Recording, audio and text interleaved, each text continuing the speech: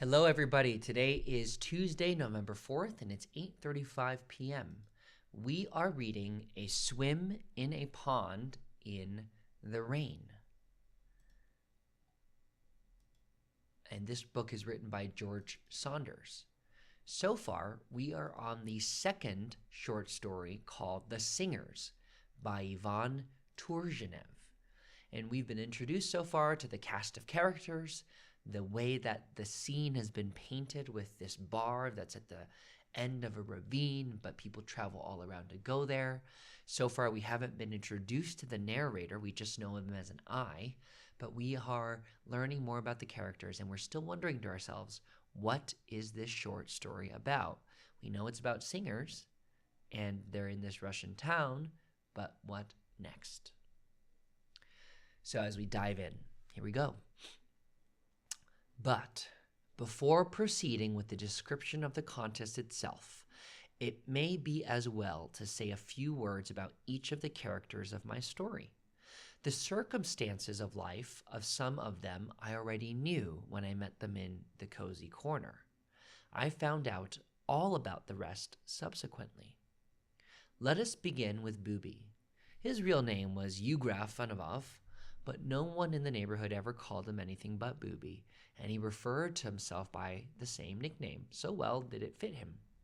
And to be sure, it seemed to go perfectly with his insignificant, perpetually worried features. He was a dissolute, unmarried house serf whom his master has long since given up as beyond redemption, and who, having no job of any kind and receiving no wages whatsoever, nevertheless found means of making merry at someone else's expense. He had a great many acquaintances who treated him to drink scented tea without themselves knowing why, for, far from being amusing in company, he made everybody sick and tired of his senseless chatter, his unbearable importunity, his feverish fidgetings, and his ceaseless unnatural laughter. He could neither sing nor dance, and he had never been known to utter an intelligent, let alone sensible, word. He just babbled and talked a lot of nonsense. A regular booby. And yet there was not a single drinking party for 40 miles round at which his spindle-shanked figure did not turn up among the guests. People had become so used to him that they tolerated his presence as a necessary evil. It is true, they treated him with contempt, but the wild gentleman alone could check his absurd outbursts. Blinker was not at all like Booby. His nickname, too, fitted him well, though he did not blink more than anyone else. It is a well-known fact that the Russians are past masters at giving nicknames. In spite of my efforts to unearth as many details of his past as possible, there remain for me, as well as for many others, I suppose, many dark spots in his life, places which, to use a literary cliché, were shrouded in mystery. All I could discover was that there was at one time he had been a coachman to an old, childless lady and had run away with a team of 3 horses entrusted to his care, disappeared for a whole year, and no doubt convinced by experience of the disadvantages and hardships of a vagrant's life, returned, now a lame cripple, thrown himself at his mistress's feet, and, having made amends for his crime by many years of exemplary conduct, won his way back into her favor, and last earned her full confidence. He had been appointed bailiff, and on his mistress's death, had somehow or other gained his freedom, registered as a member of the tradesmen's class, leased melon fields from the neighbors, grown rich, and now lived in clover. He was a man of great experience, knew which side his bread was buttered on, was neither good nor bad, but very calculating. A man who had been through the mill and who understood people and knew how to make use of them. He was cautious and at the same time resourceful, like a fox, talkative as an old woman, but never let out a secret, while making everybody else speak his mind freely.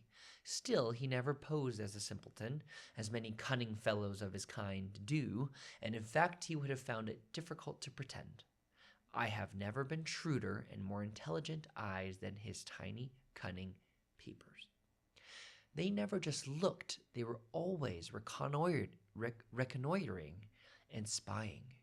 Blinker would sometimes spend whole weeks in thinking of over some apparently simple enterprise, and at other times suddenly make up his mind to undertake some desperately daring business deal. And you'd think he'd be ruined, but no. His deal had come off, and all was plain sailing again. He was lucky, and he believed in his luck, believed in omens. He was, in general, highly superstitious. He was not liked, because he did not care what happened to others, but he was respected. His entire family consisted of one small son, who was the apple of his eye, and who, brought up by such a father, would probably go far. Little Blinky is the very spit of his father, the old men were already saying of him in an undertone, as they sat gossiping on the mounds of earth outside their cottages on summer evenings, and everyone understood what that meant, and there was no need to say more. Of Yashka the Turk and the contractor, there is not much to be said.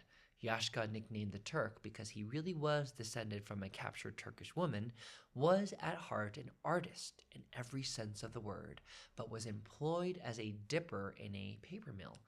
As for the contractor, about whom I'm afraid I found nothing, he appeared to me to be a slightly resourceful and smart tradesman. But of the wild gentleman, it is worth speaking at some greater length. That's our video for today as we continue to read A Swim in a Pond in the Rain and we get into the singers. We are probably, let's just say,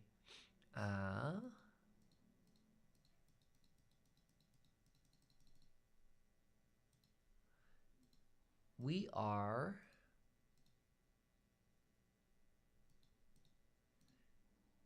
just a few pages left, actually.